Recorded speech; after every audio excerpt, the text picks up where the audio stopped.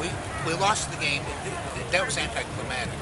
They had sponsored, the university had sponsored that year a contest to find the best tailgate picnics in all the parking lots. And our group in this lot here won the grand prize, which was a trip for 8 people to the Ohio State Bowl game with the team on the team plane, stayed at the team hotel, got to go to all the side trips. And, every New Year's Day, they would gather a bunch of friends and family, and we would actually roast a pig in honor of the Buckeyes. And my fondest memories are of in the 60s and the 70s, Ohio State playing in the Rose Bowl and winning those games with some of the greatest players ever. All right, my most memorable Rose Bowl was back in 1997, and Joe Germain brought the Buckeyes back against Jake the Snake in Arizona State and won it on a pass to David Boston. Obviously, it was a very exciting game, especially when Joe Germain brought it back with about 25 seconds to go after Arizona State scored and won the game. And of course, Joe Germain was the MVP of the game.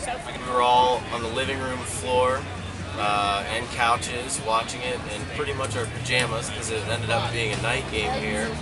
And I just remember the intensity of David Boston, getting into it, catching that pass, and running around the house like a wild man after that with my little brother. Just pretty much celebrating all night. And my best Rose Bowl memory is when we played Stanford, because we couldn't get tickets through Ohio State. And my husband got them, and our tickets were on the 50-yard line in the Stanford rooting section. And we sat there, and every time the band played, we sang. And every time the cheerleaders cheered, we cheered the whole game. At the end of the game, one of the Stanford people said, "Well, you didn't stop cheering," and I felt like saying, "And you never started."